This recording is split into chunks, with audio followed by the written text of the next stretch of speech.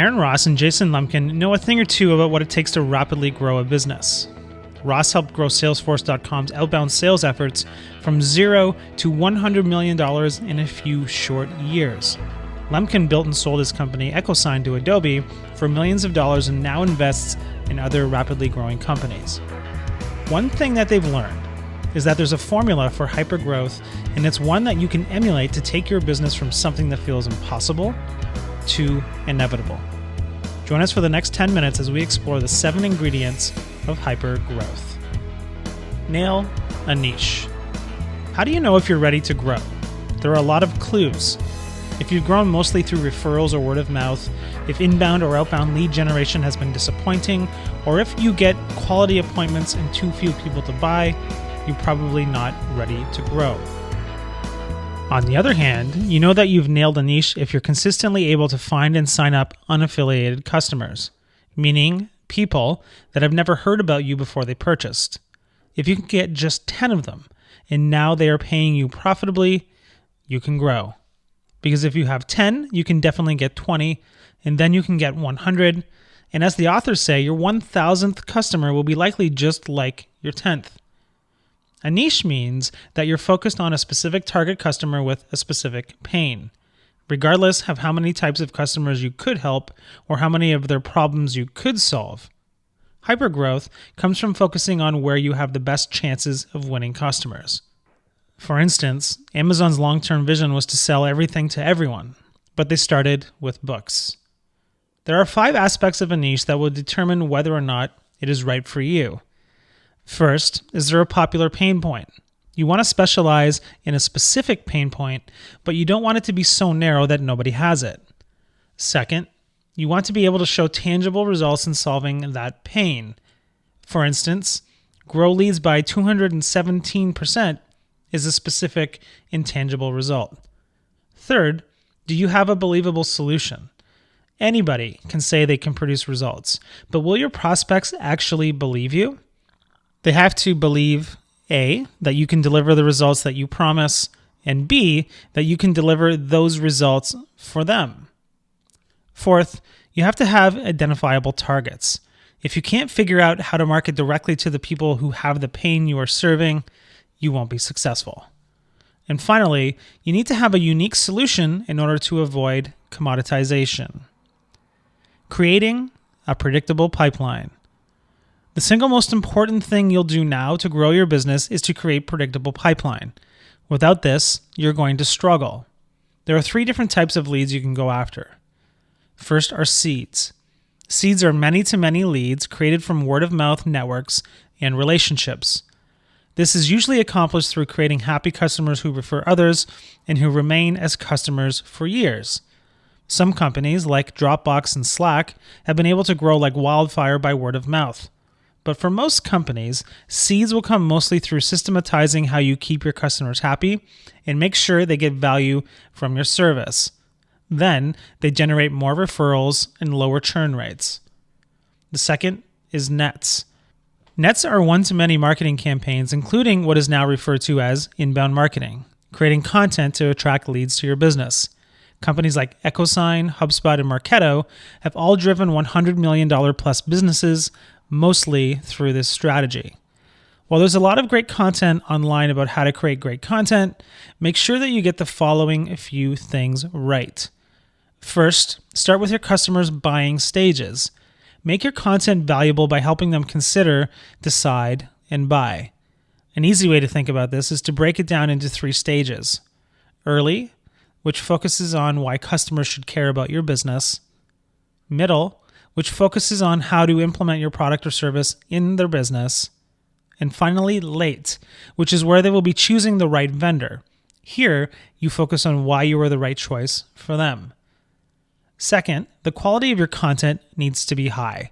This doesn't mean that your production values need to be high, but that it needs to be uber valuable to your target audience. Actively find out about the pain points of your target audience, because they can change over time, and create actionable content for them. The more detailed, the better. And third, test, test, test. Don't just blindly continue creating content without looking at the results it is producing or not. Your ultimate goal is always more sales, not blog comments or retweets or Snapchat engagement. And finally, the third, spears. Spears are targeted outbound prospecting or business development campaigns.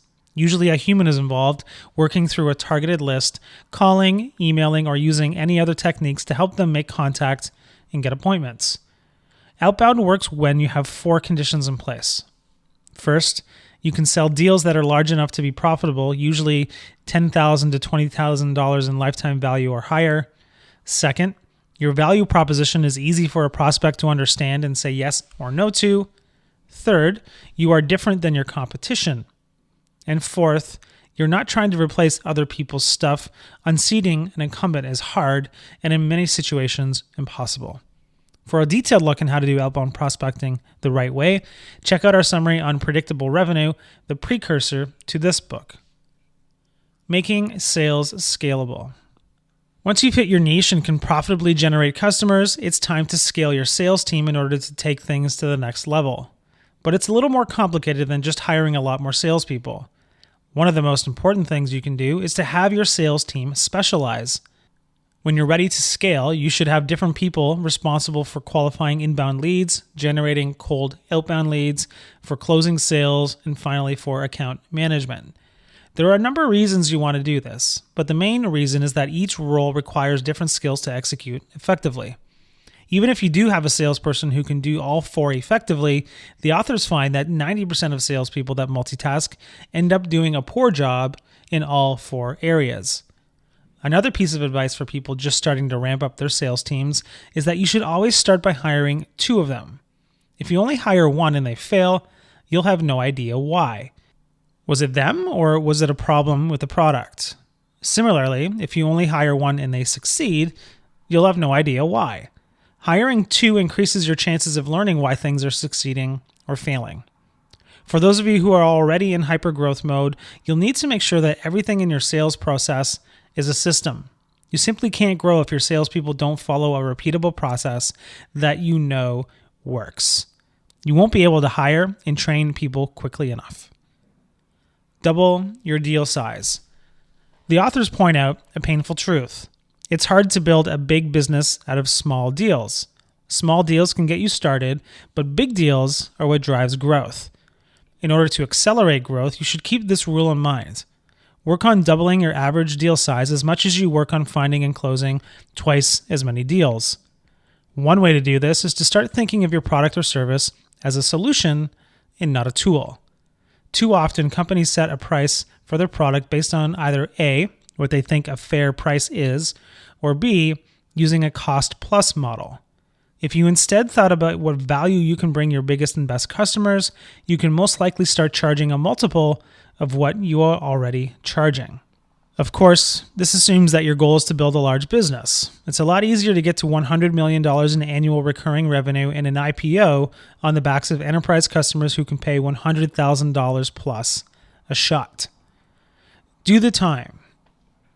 Here's another painful truth. No matter where you are right now, it's going to take you years longer than you want to get to where you want to go.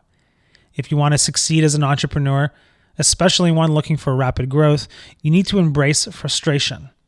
In fact, you'll probably need about 24 months just to get off the ground. The authors suggest that you are most likely going to fail if you don't commit to spending 24 months to achieve initial traction. On top of that, you'll need to fully commit yourself to your business.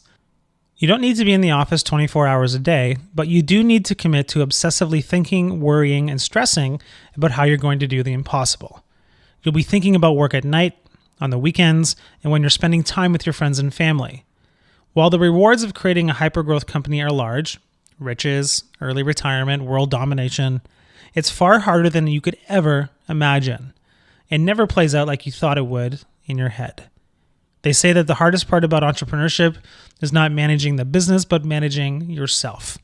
Make sure this is really what you want to do. Embrace employee ownership. Now that you're sure you want to do this, it's time to talk about creating an ownership culture in your business. Without it, you won't succeed. To figure out if you have an ownership culture, ask yourself the following question. What would happen if you took a 2-week vacation unplugged? If the answer is complete and utter chaos, you've got a long way to go. Keep in mind that your employees don't act like owners because they're not truly owners. You're not going to get everybody to act like an owner.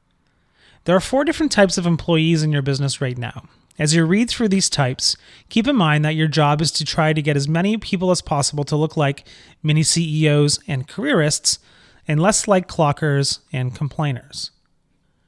Number 1 is the mini CEO. They have high motivation and high agitation. This person is naturally frustrated by everything and will look for ways to try to make things better. They're a pain to manage, but can also lead to big breakthroughs for you. Give these people large challenges to bite into and try to minimize the amount of bureaucracy they need to deal with. Number 2 is the careerist. High motivation, low agitation. These people are content to climb the career ladder. They're motivated, so they mostly self-manage as long as you're engaging with them regularly and challenging them when they need a push. Number 3 is the clocker. They have low motivation and low agitation. These people are only there for the paycheck. These types of people are valuable for keeping things running, but don't expect anything extra out of them. Clearly define job expectations and don't avoid difficult conversations about meeting them. And finally, number 4, we got complainers. Low motivation, high agitation. These people are great at finding problems, but they don't have the ability or the desire to fix them. Do your best to solve the problems they bring up, but realize that not every complaint or issue needs to be solved immediately. So in conclusion, to wrap things up with this summary, realize that you are the master of your own destiny. Start where you are today, even if you're working at another company. There is no right moment to start working on your dreams. There is only today, right now. Building a hypergrowth business starts with the first step. So, get to work.